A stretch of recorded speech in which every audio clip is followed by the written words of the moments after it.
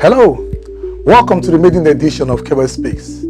In this series, we'll be looking at how you can use branding as a tool to shape your business and position it for profitability. Now, let's begin by asking this all-important question: what is a brand?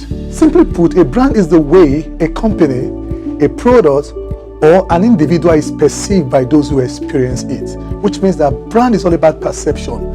How people that experience the product, people that make use of a product, people that interact with the company, people that have to do business with you, how they perceive what you have to offer or the product that you've manufactured. That is what branding is. It is way more than the logo, because in this part of the world, a lot of us, when it comes to branding, a lot of us see branding from the angle of just having a name for the business idea or designing a very lovely logo that everybody will see and get attracted to. All these are okay, but branding is way beyond that. Brand is the recognized feeling that this asset evoke. So when we're talking about brand, we're talking about feeling. Businesses today is not just done in the marketplace, but rather businesses today is done in the mind. So as business owner, if you're able to understand the fact that business is done in the mind, which means that you must be able to understand that for you to be able to make sales, you have to look for a way to take your business right to the minds of your customers. And that is where branding comes into play. Being able to create a story, a believable story, a convincing story about your brand, or a story around your brand, that when your clients get to hear about this thing or have opportunity to see what you have to offer, they would fall in love with you. Just the way you can't explain love, that is how you can explain branding, as it were. But it has to do with feeling, the feeling of people. Now, let's think of a brand to use as an example. We are all familiar with the MTN brand. Oh gosh, I guess these guys need to pay me for this, for using their name for this series. Now, the MTN brand. Now, a lot of us, we are quite aware that for MTN, we have the call services, we have the data services. You're connected to MTN, is that you're connected because of the phone calls you make with them, or you're connected because of the data services that they have to offer.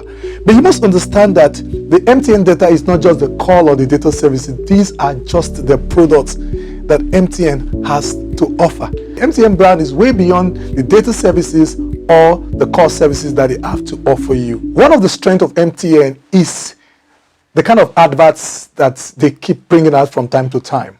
Lovely adverts. I'm particularly a fan of the MTN adverts. I like the kind of advert. I don't know who does the advert. The advertising agency that they use for the advert, they are pretty cool. All that, nice, great advert, great concept for the advert, but that is still not the MTN brand. Now let's even talk about their logo. Lovely logo. Something you can relate with from a far distance. Good, bright colors, good shape, speaks of, or connects with the vision and the mission of MTN. Nice, but this is still not the MTN brand. Have a look at all of these things. It turns out now that the MTN brand is not anything.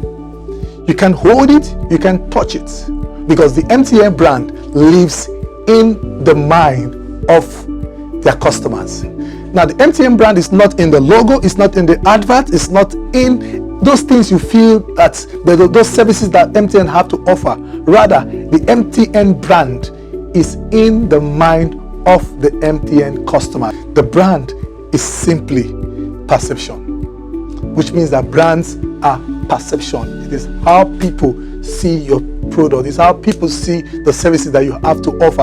And the good thing about it is this. Let me tell you this. Take it or leave it. People must have a perception about you.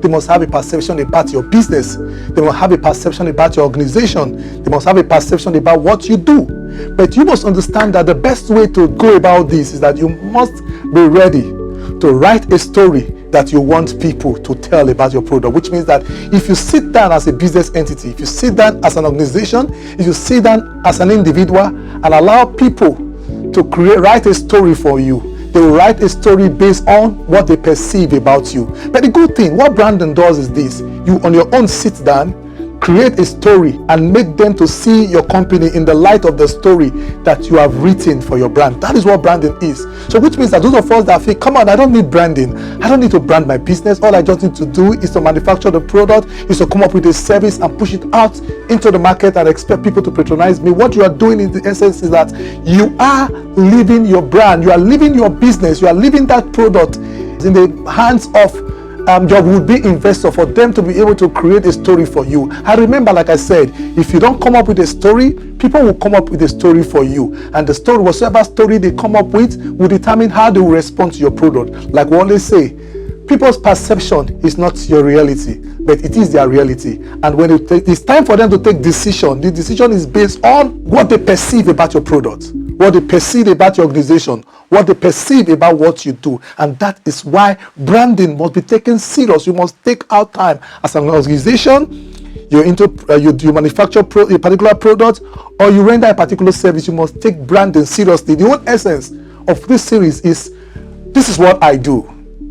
I need to sit down and create a story that I want people to believe. I need to create a story around my goods. I need to create a story around my services. I need to create a story around this idea, and this must be the story. So you must make this conscious effort. You must be intentional about it. Make this conscious effort to say, all I am going to do for this business is to ensure that this is the story people must believe about what I have to offer. Now, a strong brand increases the chances of your customers choosing your product or services over that of your investor. Now, before we talk much about the business value of your brand, there are some brand elements we need to look out for. Some elements that your brand needs to have. Yes, some elements that you need to consider when creating a brand for that product or for that services. We're going to take the next few minutes to look at these elements. One, the brand compass. What is the brand compass? Now, the brand compass is the fundamental truths about your brand. Yes, the fundamental truths about your brand. This includes the purpose for setting up that business, the purpose for that product, the mission, the vision, the strategic plans that you have for that particular product or services. That is the brand compass. So it is something that you must look out for. You cannot just wake up in the morning and say, I want to manufacture a product, or I want to be able to render a particular service. The first thing you need to ask yourself is this: what is the question that I'm answering? Or what is the question I'm providing answers to? So what this does, the brand compass, is that it enables you to be able to first answer, what is the purpose?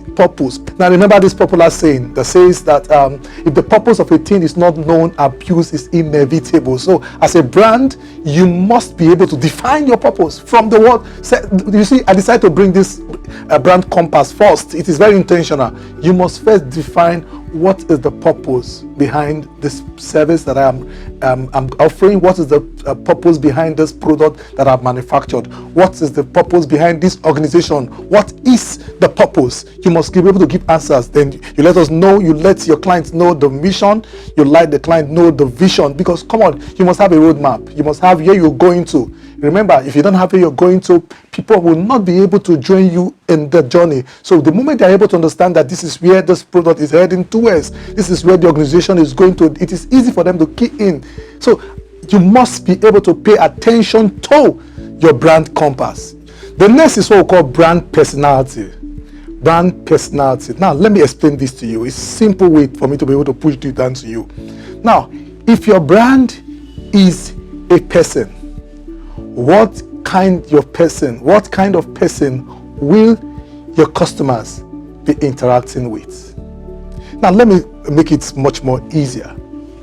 There are some persons you will see, men looking at them, you would say, I can't relate with this person because the person is Raz. You've not interacted with the person, but from the word go, you've been able to form a story around this person, that this person is Raz, or this person is uncut, or this person is uncultured, just by looking at the person. So the question we're asking is this: if your brand is a person, what kind of persons will your customer be interacting with? You must have this at the back of your mind. Now, there are some persons, they will tell you that, you ask them, come on, why are you not friends with this guy?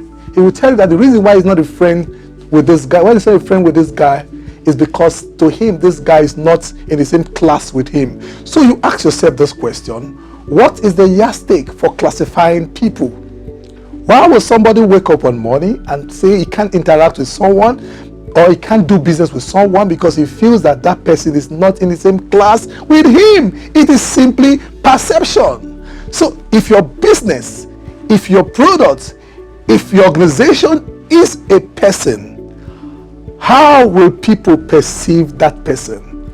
Will they see that person? Will they see that person as an uncut person? Will they see that person as an uncultured person? Will they see that person, let me use the word we use in this part of the world, as a ras person? So it's that, to me, that's what, if I'm going to counsel people on branding, this is what I tell them. This is the point I normally drive to them. I tell them, come on, this is what you do for me. Assume this product is an individual. How do you think people will interact with this product? Assume your organization is an individual.